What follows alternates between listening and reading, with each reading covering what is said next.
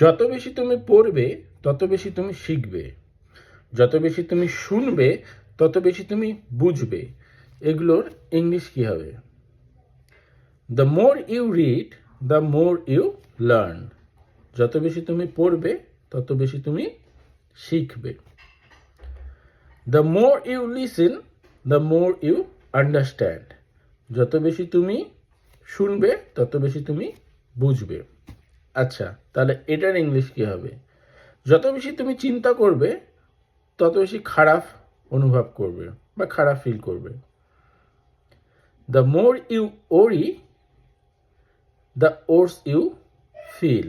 এখানে কিন্তু the more হলো না, আবার দ্য ওর্স ইউ ফিল। যত বেশি তুমি অন্যকে হেল্প করবে তত বেশি তুমি নিজেকে সুখী মনে করবে। এটার ইংলিশ কি হবে? The more you help others the happier you feel.